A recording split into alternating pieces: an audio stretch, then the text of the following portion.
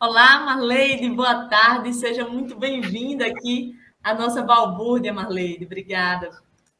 Olá, Jana, boa tarde. Olá, Rafael, boa tarde. E muito boa tarde a todos os espectadores que estão nos acompanhando nesse momento. Boa tarde, pessoal. Espero que a gente tenha aqui um momento agradável. Boa tarde, Marley. Obrigado aí. Jana já falou, mas Teremos, é sempre bom agradecer. teremos com certeza, Marleide, aqui.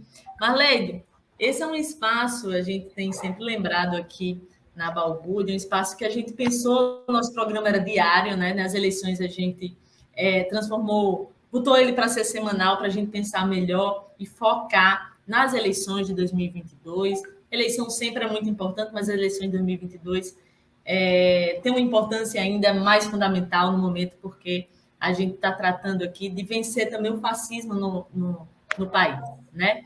E aí, esse é um espaço para a gente conhecer e apresentar melhor aos eleitores aqui do Estado, mas também aos espectadores da nossa balbúrdia, né? Os candidatos e candidatas que se colocam nesse campo progressista, né? Eu sei que você já tem um mandato como vereador em Mossoró, que já é conhecida, inclusive aqui por a maioria de quem está participando nesse momento no chat, mas a internet permite também que a gente não esteja só com essa audiência do ao vivo, né, Marleide, mas que esse conteúdo é multiplicado depois para outras pessoas. Então, eu queria que você começasse se apresentando, falando para a gente quem é Marleide, para apresentar também para as pessoas que ainda não me conhecem, que não são de Mossoró, que não são da região, tá bom? Tá bom, Jana. Primeiro, assim, quero já agradecer a oportunidade de estar aqui participando nesse espaço que é uma honra, porque é um espaço, é um instrumento, né, da gente levar as nossas discussões, pautas do campo progressista, é um instrumento também de fortalecimento da democracia, que a gente vem tanto lutando, né, para defendê-la.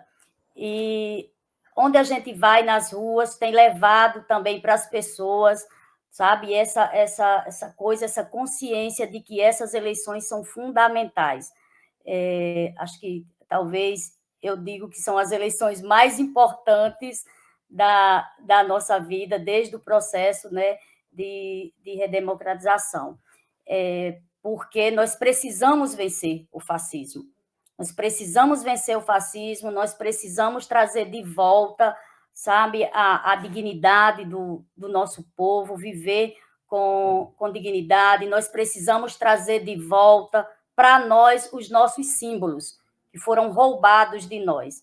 Eu escuto sempre aquela sensação de que a bandeira do Brasil, a gente não tem mais aquela força como vê, quando vê a camisa da seleção, porque foi roubada, então nós vamos retomar. E eu digo sempre, a bandeira do Brasil é nossa, é um símbolo brasileiro, sabe? É um símbolo da nossa nação e nós vamos recuperar enquanto símbolo da nação, e não apenas de uma parte, de uma parcela, de uma facção, de um grupo da população. Ele é dos brasileiros e brasileiras.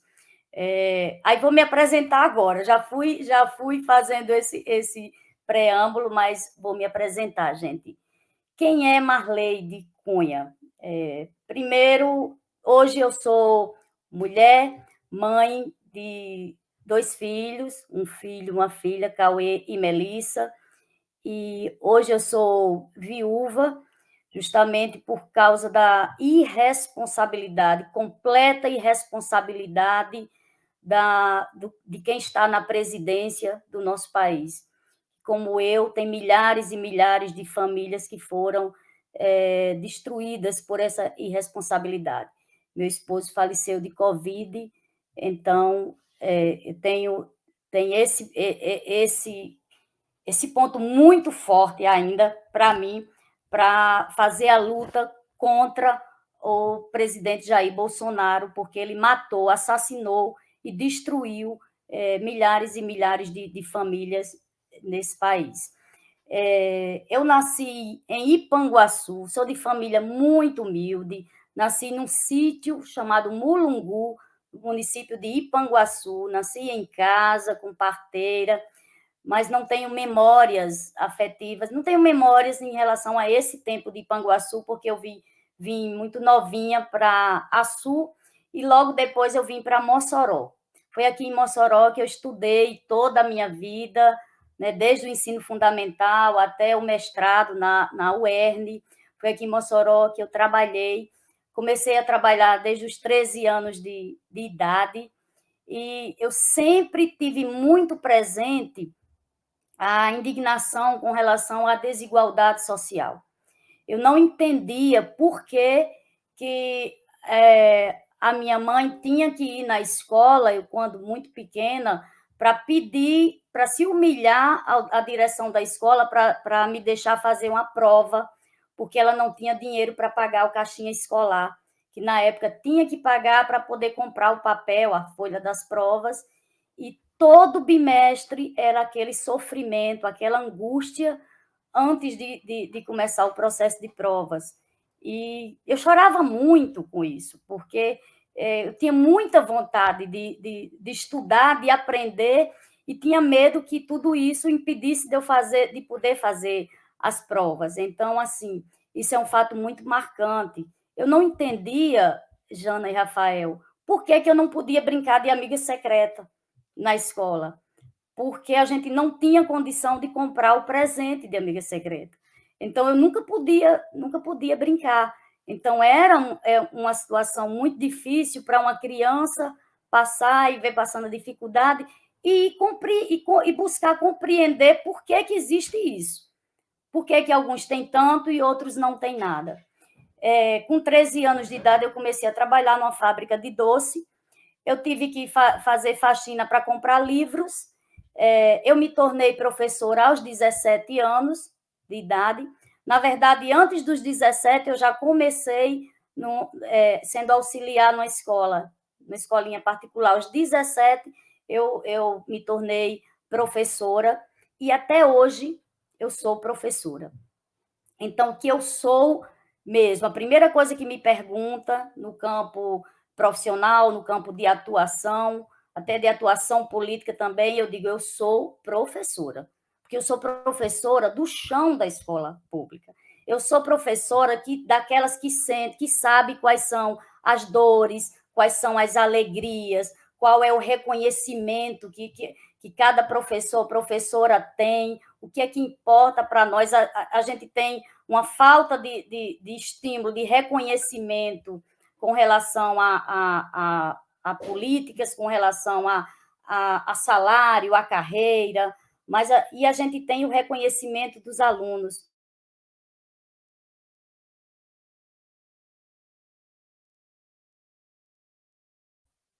Entra na universidade, para nós é assim, é um prêmio, porque nós fazemos parte desse processo, né? E vivenciando tudo isso, começando a trabalhar muito cedo, sendo professora muito cedo, eu segui pelo caminho sindical, porque eu comecei uma luta em defesa dos direitos dos trabalhadores e trabalhadoras, porque eu fui toda a minha vida estudante e trabalhadora.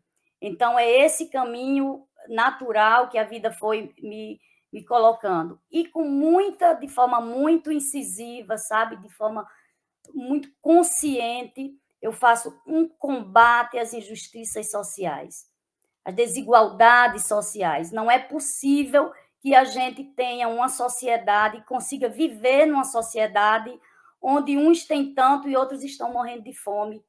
É impossível viver numa sociedade onde eu estou numa sala de aula e eu vejo uma criança desmaiando de fome, gente. Onde eu vejo uma criança, o tempo todo, ela não consegue se concentrar, porque ela fica, tia, que hora é a merenda? Tia, que hora é a merenda? Porque veio de casa sem se alimentar. É por isso também que eu faço assim uma fiscalização muito forte, fiz aqui em Mossoró, com relação à merenda escolar. Porque eu sei, na prática, na vivência, que crianças vão para a escola sem ter o que comer. Eu sei que na escola, quando a gente tem muitas dificuldades, e muitas delas é por conta dos conflitos também que que nossos estudantes passam em casa? Diversos conflitos. Então, quando a gente fala de educação, a gente precisa entender, sabe, que a educação, ela é a gente tem dentro da escola o reflexo da sociedade, os dilemas que a sociedade enfrenta. E a gente não pode estar o tempo todo, que eu vejo muito, um processo de culpabilização dos professores, como se os professores fossem os culpados pelos problemas que tem na escola, pelos índices, quando a gente tem baixos índices educacionais, é o professor, é a falta de formação, é a falta de atualização das práticas pedagógicas, e eu não concordo com isso. Não concordo porque eu sei que tem a questão de processo de formação que precisa melhorar, mas isso não é o grande problema. Não é o grande problema. Não é o grande problema que a professora precisa se atualizar. Não é o grande problema. O grande problema é falta de investimento. O grande problema é ter nas escolas tudo nas costas de professores e professoras, como se fossem os salvadores da pátria, sabe? Então, assim, eu vivi a minha vida toda nesse processo de defesa, de luta dos trabalhadores, das trabalhadoras, em todos os movimentos. Eu faço parte, eu estou lá na linha de frente, e com uma defesa muito mais forte ainda nesse campo da educação. Porque eu sei que é a educação que pode mudar as nossas vidas, porque mudou a minha. Eu sou o resultado, eu sou o produto do que a educação pode fazer com a nossa vida individual e com a nossa vida coletiva também.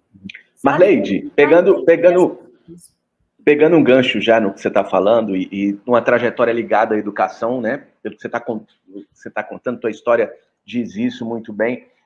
O teu mandato na Assembleia Legislativa, a partir de 1º de fevereiro de 2023, vai ser pautado na educação. Quais outras bandeiras você pretende levar para a Assembleia Legislativa? Ele vai ser um mandato, uma continuidade do que você vem fazendo em Mossoró, amplificando para o Estado, ou não? Conta para a gente quais são os teus planos para chegar na Assembleia. Certo, Rafael. Ele vai ser uma continuidade do que eu venho fazendo aqui em Mossoró. Primeiro, eu posso afirmar isso. Por quê? Porque o que é que eu venho fazendo aqui em Mossoró? Eu venho fazendo aquilo que eu sempre fiz antes, em meio à sociedade, ao movimento sindical, que é defender o direito das pessoas terem uma vida com dignidade. E, para isso, para ter essa vida com dignidade, as pessoas precisam ter acesso à educação, as pessoas precisam ter acesso à cultura, as pessoas precisam ter acesso ao esporte, ao lazer, as pessoas precisam ter acesso à saúde. É inadmissível que na saúde a gente veja a população aí sofrendo, sem conseguir fazer exames básicos. Eu vejo aqui em Mossoró e falo isso constantemente. Um sofrimento, anos e anos, para se conseguir fazer uma cirurgia que vai agravando o problema da pessoa, exames básicos, as pessoas ficam reféns de políticos que ficam fazendo favores para ter acesso a exame, para ter acesso à cirurgia, para ter acesso à consulta. Isso é muito errado. E eu combato isso constantemente. Então, aqui na Câmara Municipal, eu tento ser essa voz que amplifica a voz do povo, defender aquelas pessoas mais humildes, defender políticas públicas para que as pessoas tenham esses direitos, defender os serviços públicos que são tão atacados. Defendo o serviço público, porque eu sei que é a população mais carente, aquela que mais precisa, que tem a necessidade de um serviço público eficiente. Bandeiras na Assembleia Legislativa, eu vou dizer uma que, como professora, eu estou sentindo que é fundamental, que é a situação dos sistemas de ensino precisam se preparar, precisam ter políticas públicas para as crianças que estão chegando na escola com espectro autista. As crianças nossas escolas estão entrando um número alto de crianças e tem que ter a inclusão, é fundamental. Só que a lei da inclusão garante que essas crianças, esses estudantes, eles tenham acesso a estratégias de ensino-aprendizagem que vão de acordo com as suas suas habilidades, suas capacidades sensoriais, motoras, cognitivas, e a gente não vê isso na escola. A gente não vê, e o que eu vejo também de algumas pesquisas é que sempre dizem, falta formação dos professores e falta atualizar as práticas pedagógicas. E eu volto aqui a dizer isso. Falta, sabe o quê? Falta estrutura nas escolas, faltam profissionais para atender essas crianças. As crianças chegam e os professoras com uma sala de aula com 30 crianças, 30, onde tem 4 autistas, onde tem 2 com outras deficiências, onde tem 3 com outra deficiência, e o professor, a professora sozinha não dá conta, não consegue. Então, é preciso que as escolas, que os sistemas de ensino, que as políticas públicas olhem para esse público que está chegando à escola. A estimativa aí que são 2 milhões de crianças autistas aqui no Brasil, e essas crianças vão chegar à escola. A dificuldade parte até, Rafael, do laudo. Não se consegue ter o diagnóstico. Então, são os professores e professoras que estão em sala de aula que diagnóstico, que vê que aquela criança precisa de um acompanhamento, e aí pede às mães, pede os pais, a família, para poder buscar ajuda. Mas eles vão buscar onde? Onde que tem essa ajuda? Aqui em Mossoró, por exemplo, não tem o neuropediatra. Aí em Natal, por exemplo, é uma dificuldade enorme para a gente conseguir uma consulta com neuropediatra. Até pagando não se consegue. Então, é preciso ter uma política pública que facilite o acesso ao laudo dessas crianças, a um diagnóstico, até para que a gente possa ter outras estratégias para cuidar delas. Outro dia eu estive numa zona rural, gente, é assim, sabe, de doer o coração. Uma criança, primeiro já estava com a família passando fome. Aí você imagina uma criança passando fome, autista, como que essa pessoa vai ter acesso às terapias? Para que essa criança possa crescer, se desenvolver com um mínimo de dignidade, poder atuar na sociedade e não ser apontada como doida. Porque o que o povo diz é assim, é doido.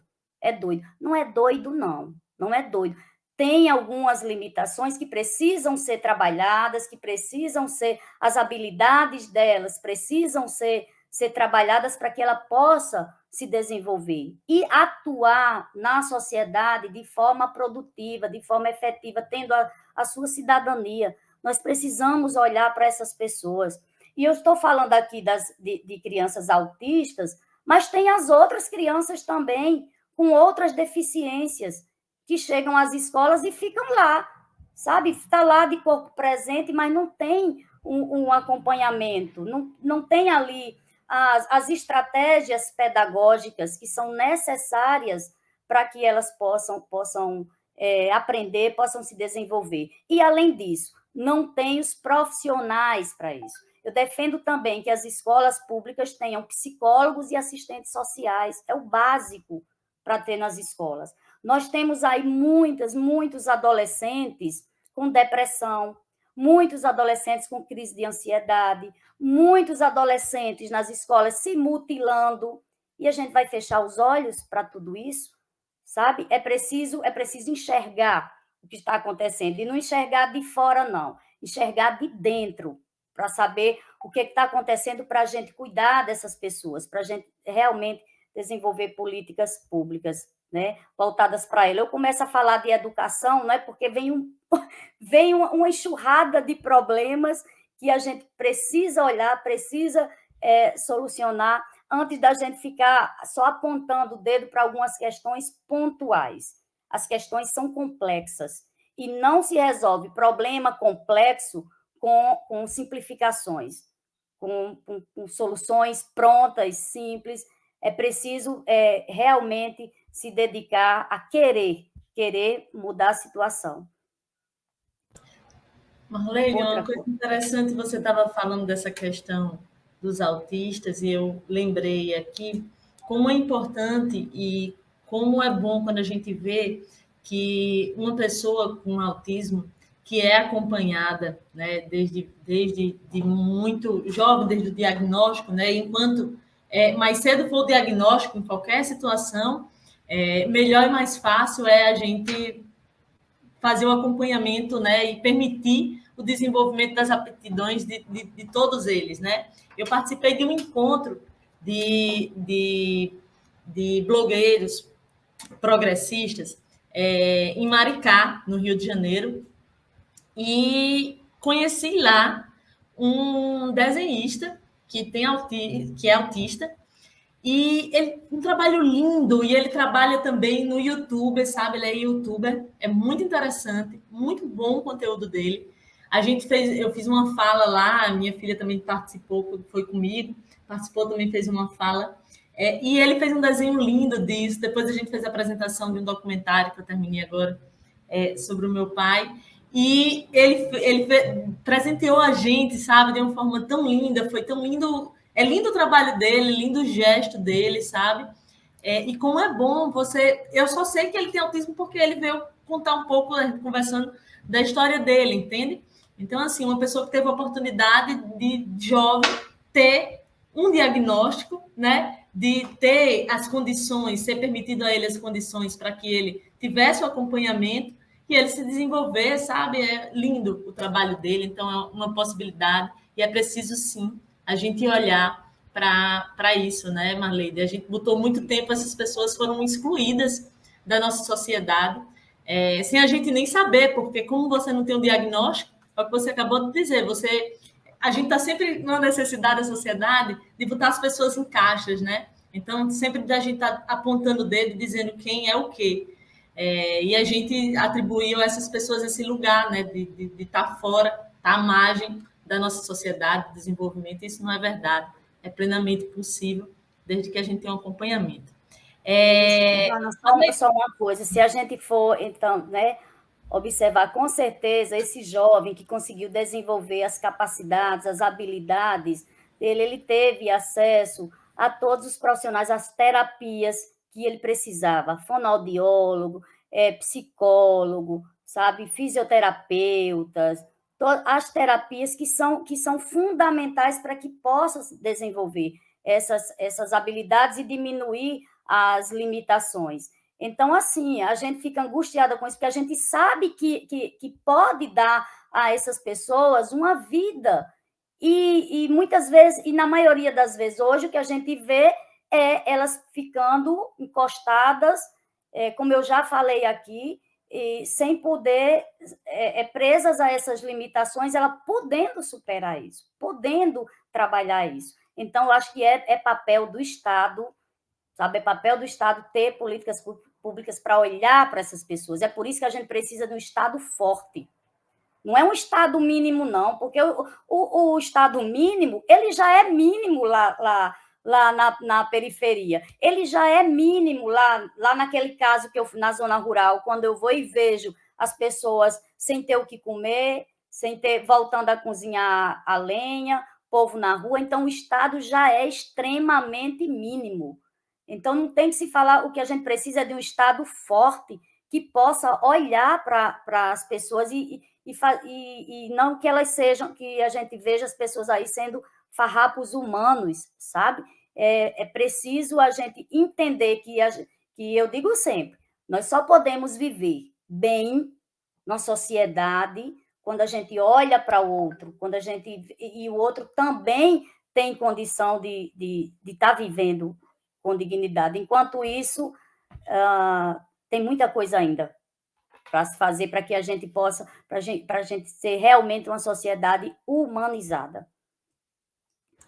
O caminho da transformação é longo. Outra coisa também, defendo muito o fortalecimento cada vez mais da UERN, gente.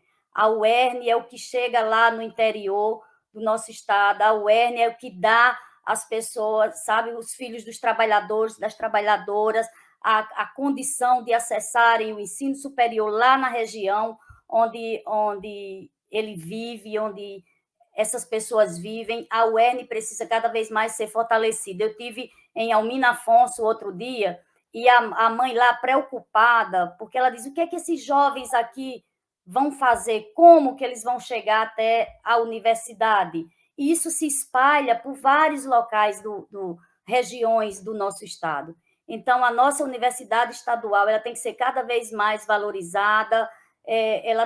A gente caminhou muito, né? A gente caminhou agora bastante com o fim da lista tríplice, com autonomia financeira, autonomia pedagógica, sabe? A autonomia administrativa agora precisa cada vez mais ser fortalecida. E também garantir a permanência dos nossos estudantes, dos nossos jovens na universidade. Porque não adianta só a gente garantir o acesso e depois não conseguir manter a permanência. Então, tem que ter assistência estudantil, tem que ter políticas públicas realmente para que as pessoas possam estar no ensino superior, que as pessoas possam transformando a sua vida, transforma a vida da sua região.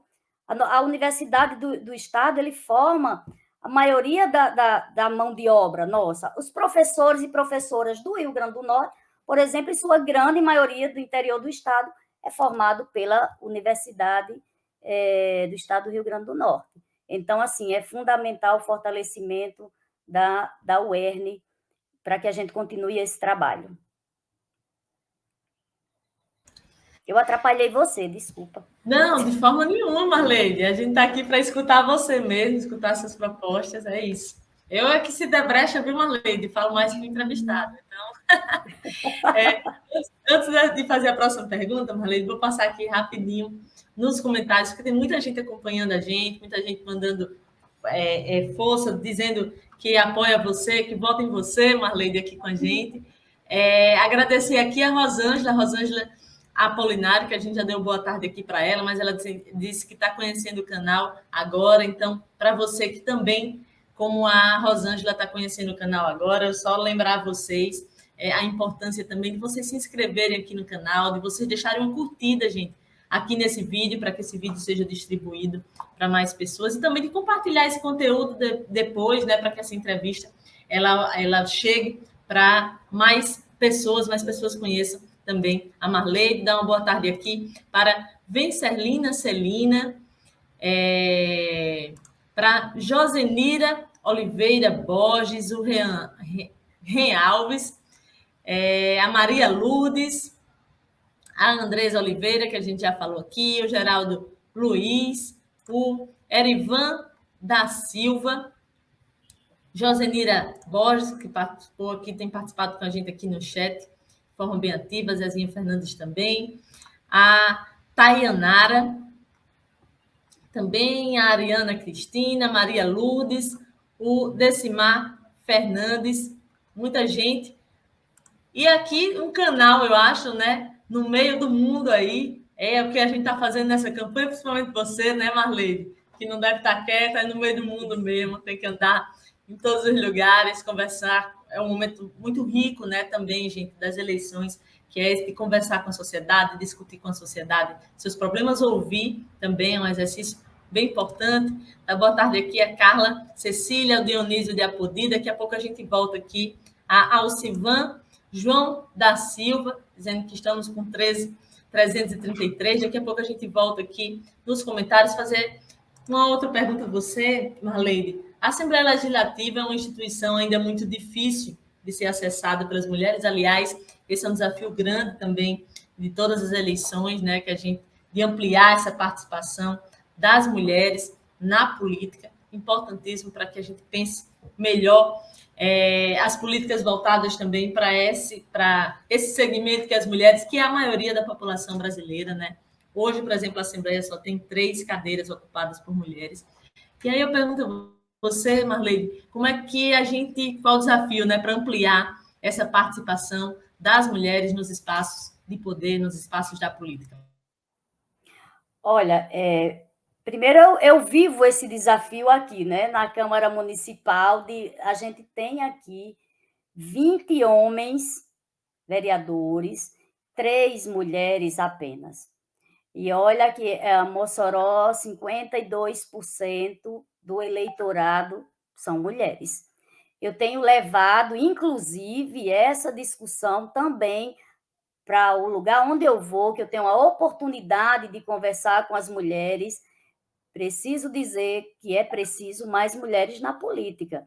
Para ter mais mulheres na política, e vem aí uma série de questões. As mulheres precisam ser estimuladas, né, a participarem. A gente precisa também, ao longo do tempo, ter um processo de formação política e de que as mulheres compreendam de que a sua vida não é só ficar em casa ou ficar na vida privada ou cuidando da família, mas que a sua vida ela pode estar na vida pública, ela deve estar na vida pública, construindo a sociedade conjuntamente. Porque nós não temos um espaço, nós não temos a representatividade nesses espaços políticos enquanto a gente continuar dessa forma. 20 homens, 3 mulheres aqui. Lá na Assembleia Legislativa, 3 mulheres apenas. No Congresso Nacional, eu não lembro agora o número, mas um número bem reduzido de mulheres.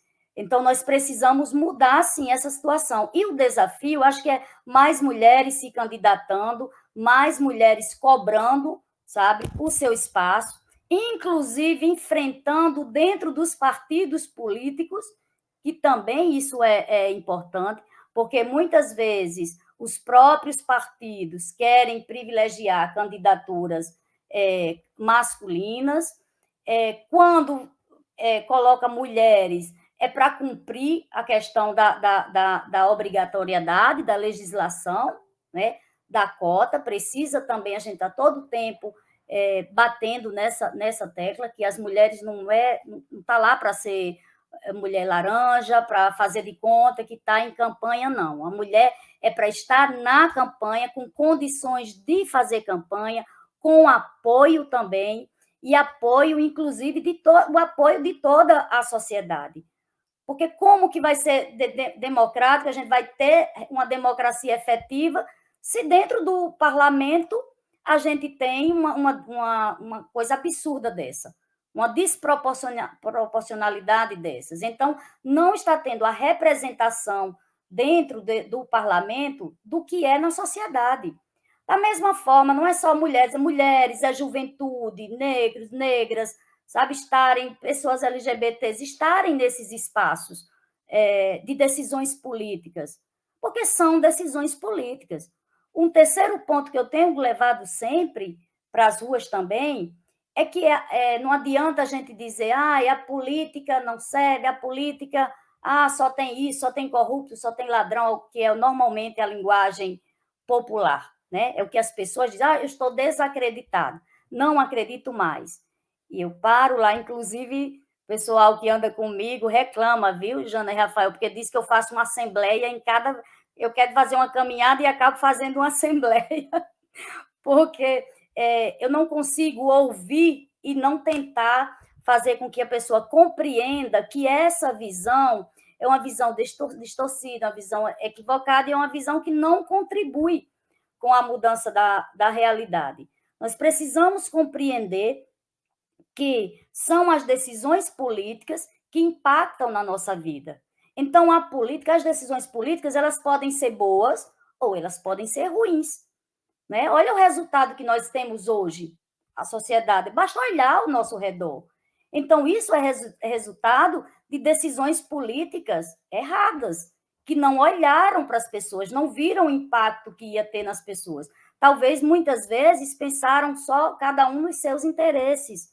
Então, está errado isso. E é isso que eu levo para as pessoas, sabe? Nós precisamos participar da política cada vez mais, as mulheres precisam participar de política, sim, mas também não é aquela concepção de mulher na política, de mulher princesinha, não. Ou primeira dama, não. É concepção de mulher na política que queira fazer a luta, que queira construir uma sociedade mais democrática, com a participação de todos e todas, com a efetiva cidadania, sabe? Lutar pela dignidade. Mulheres que lutam. Essas mulheres nós precisamos ter na política, ter nesses espaços políticos. Então, Marlene, você ia completar? Desculpa. Não, é só para fechar esse raciocínio. Então, assim, é fazer com que cada pessoa, sabe, eu tento levar isso, em cada comunidade, em cada rua, em cada viela, cada campo, que eu procuro conversar com as pessoas é levando essa ideia, essa concepção, que são as decisões políticas que têm impacto na nossa vida. Essas decisões podem ser boas ou podem ser ruins, depende das escolhas que nós fazemos em cada eleição. Para que também as pessoas não pensem que vota e coloca alguém lá e depois não tem mais nada a ver com isso. Pois eu digo aqui, digo às pessoas, olhando para ela mesmo, quando me diz que só tem ladrão, corrupto, isso, aquilo, eu digo, e quem é que coloca lá? Quem vota somos nós. Então, nós temos que ter responsabilidade, sabe, do voto que nós estamos dando. E aí, claro, eu sei que é um processo também de formação, de conscientização política, de ir na contramão da velha política, que a gente vai na contramão. Não é uma luta fácil, é difícil, porque enquanto tem uns querendo trabalhar, querendo, sabe, fazer da política um espaço realmente de luta, de verdade, de transformação da realidade, tem outros que só estão querendo se manter no poder, para seus interesses próprios. Não é nada fácil fazer isso, mas é com esse propósito que eu estou na política, sabe? Estou na política com esse propósito e eu faço isso. Se for preciso fazer uma assembleia em cada esquina, em cada calçada, eu faço uma assembleia, porque eu também não sei só ficar passando, entregando papel, essas coisas, não. Eu gosto de conversar com o povo. Bacana, Marlene. E depois de levar as demandas, de dar voz a essas pessoas. Tem umas pessoas que me dizem o seguinte, outra me disse o seguinte, Marlene, eu tenho medo da sua coragem. Porque enfrenta gente poderosa, cuidado, e as pessoas ficam, alguém tem que fazer. Alguém tem que fazer, então me proponho a fazer. Faço isso tranquilamente. Muito bom, Marlene.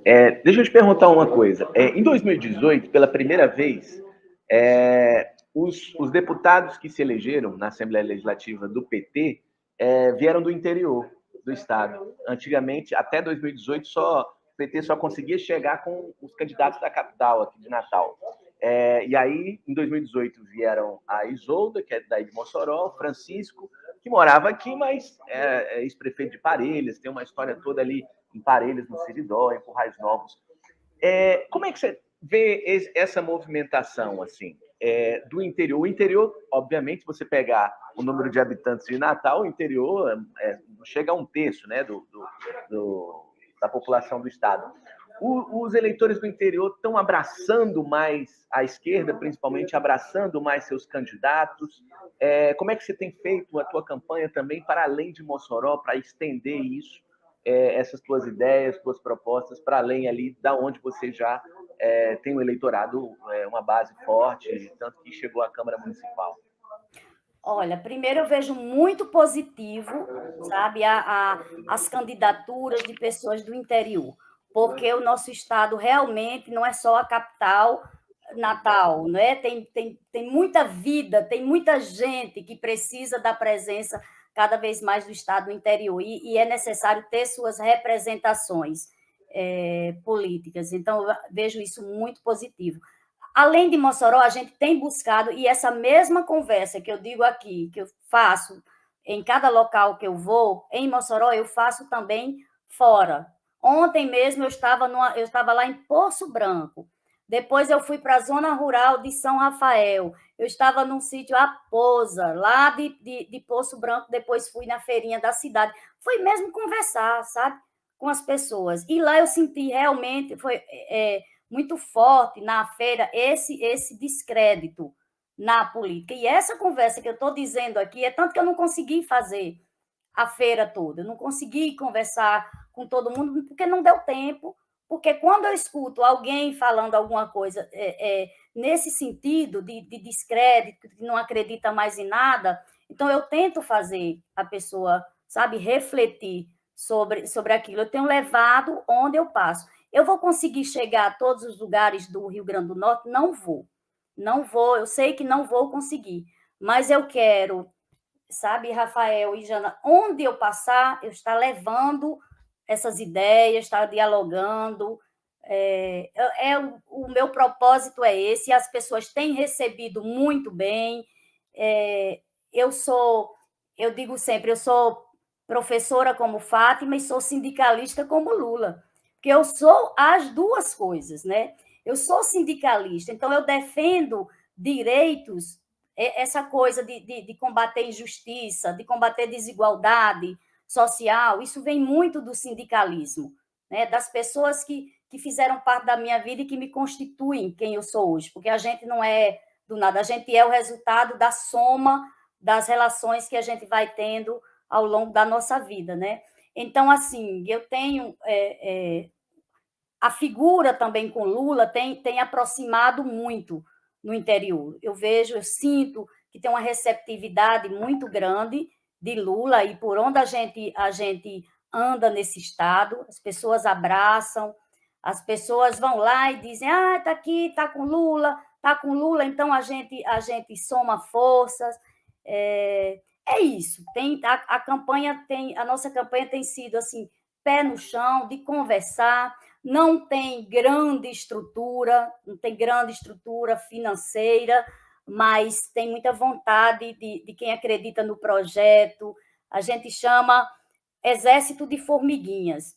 Eu tive na campanha de vereadora, eu tive um exército de formiguinhas, e essas formiguinhas, sabe, trabalharam muito. É tanto que aqui nenhum analista político aqui em Mossoró dizia que eu seria a vencedora no pleito de 2020. Nenhum dizia. Por quê? Porque as pessoas olham muito para a questão da estrutura, né? da financeira, de quem tem mais barulho na rua. As pessoas olham muito para isso. Mas eu penso de outra forma. Eu sei que isso conta, que isso contagia, mas também acreditar no projeto, sabe? Acreditar na pessoa também é muito importante para que todo mundo vá se chegando e vá querendo contribuir. E, felizmente, graças a Deus, eu tenho isso e sei que não é resultado de um hoje, é resultado de um trabalho, de credibilidade. Eu penso muito cada coisa que eu vou dizer, porque eu sei que aquilo que, sabe, que eu digo, as pessoas dizem o seguinte, se Marleide está dizendo é porque é verdade. Primeiro, não gosto de mentira, viu? Eu não gosto de mentira na minha vida toda, eu sou muito sincera, as pessoas me dizem, para você é assim, é sim, sim, não, não, porque eu sou bem nessa linha. Então, assim, acho que tem que... É isso, é soma, sabe, no projeto, um projeto de acreditar em algo diferente, acreditar que a política pode ser feita dessa forma. A gente acredita nisso, a gente vai à luta, bota o pé no chão, vai para a estrada e vai buscando conversar com as pessoas. É isso. Jana?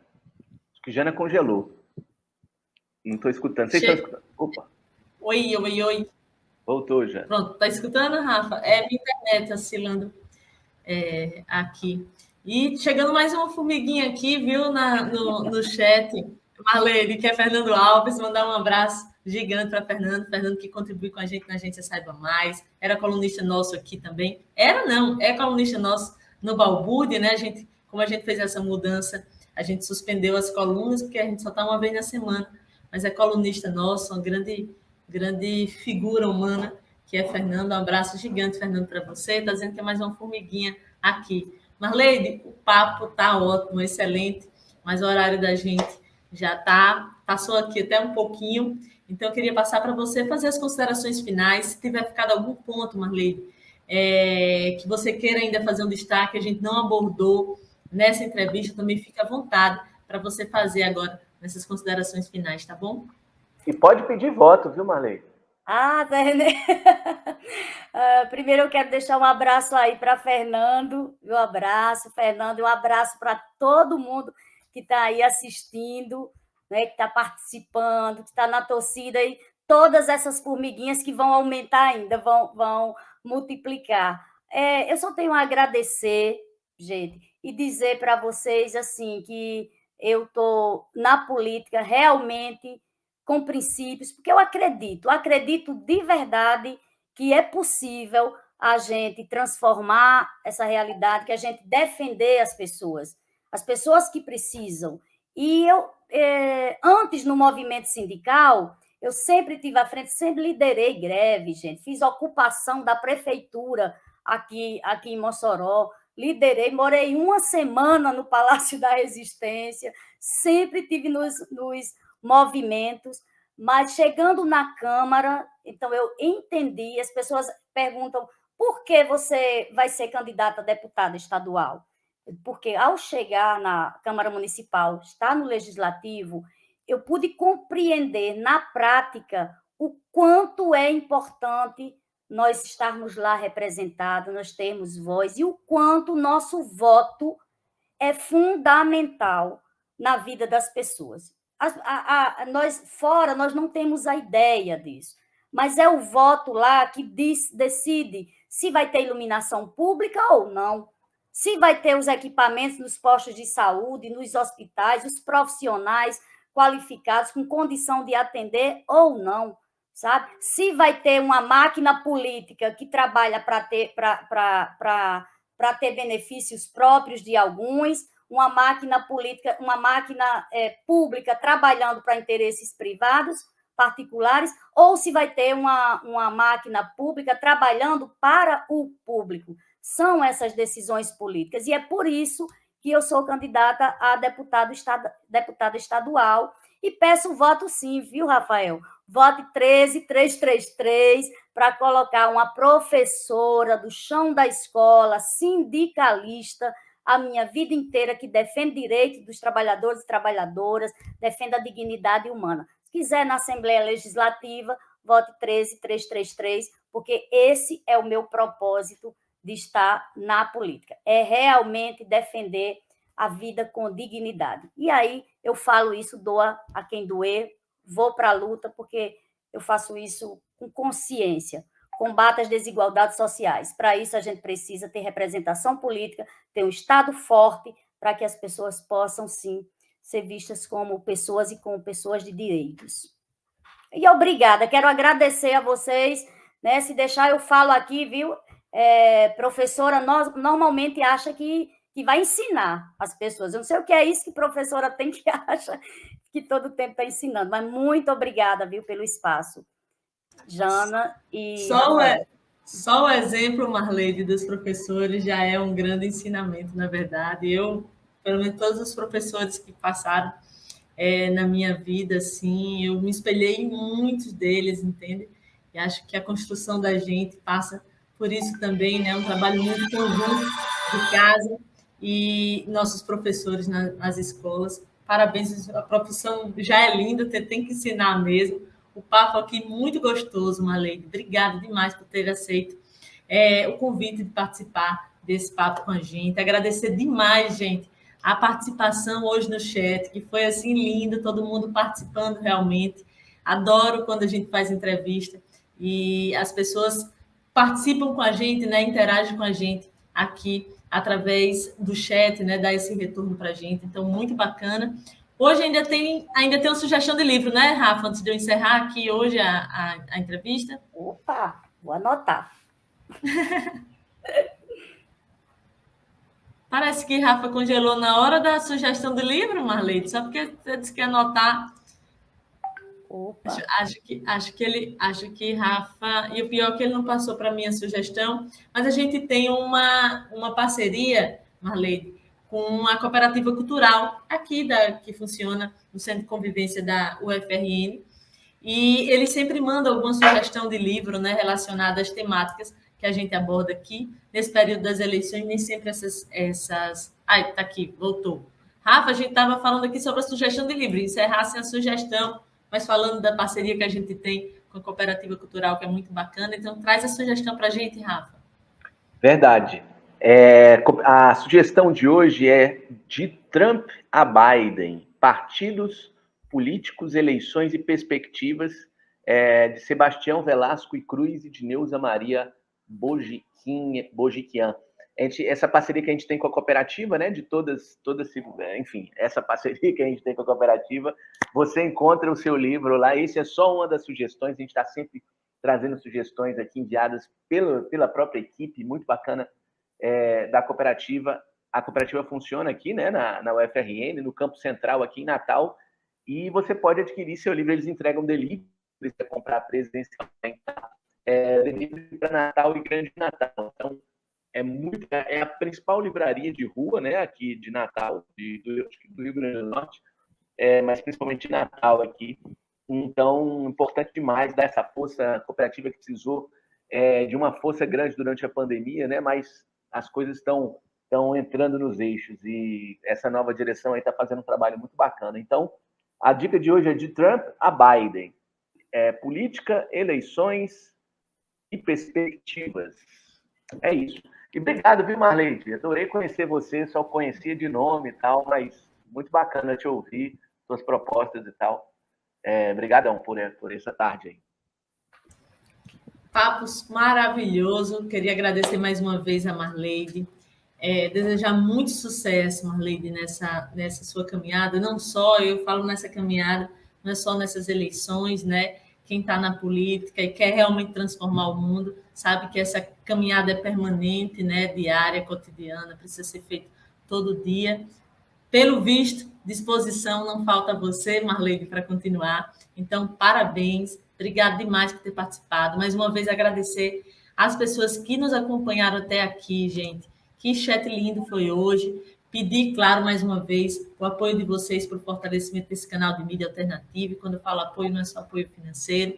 Esse apoio que hoje foi colocado aqui, pessoas que conheceram hoje o canal, mas que já estão seguindo a gente, né? Então, se você gostou, apresente também esse canal para outras pessoas, né? Para o colega de trabalho, para o vizinho, enfim. É bem importante a gente ampliar esse alcance, né? A gente conseguir ampliar o trabalho da gente para que a gente traga mais pessoas como a Marleide, que a gente amplie esse trabalho, né, da gente, é muito importante. Então, se você gostou também, deixa o like aqui nesse vídeo, é outra forma muito importante para a gente, simples, mas importante para que esse canal amplie o alcance dele. Nós voltamos a nos encontrar na próxima segunda-feira, às 12h30, com mais uma entrevista, com mais candidatos, apresentando mais candidatos a essas eleições de 2022. E até lá você pode conferir as entrevistas que nós fizemos ao longo desse primeiro ano, gente. A gente só tem um pouco mais de um ano de existência, esse canal da Balbúrdia.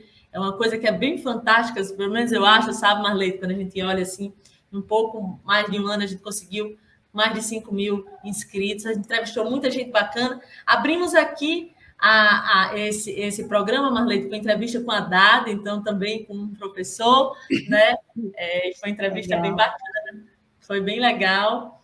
Faz todo sentido, né? Tinha todo sentido para a gente, assim, a gente até adiou um pouquinho a estreia com a agenda dele por causa desse nome que o programa recebe, né? Da Balbúrdia, a Balbúrdia que a esquerda, que como progressista sabe fazer muito bem, né? Que é fazer discussões importantes de assuntos que realmente afetam, impactam o cotidiano das pessoas. É isso, gente. Muito, muito bacana. Um beijo no coração de vocês e até a próxima segunda-feira. Tchau, tchau. Boa campanha, Marleide. Obrigada. Um abraço para todo mundo. Tchau, galera. Tchau.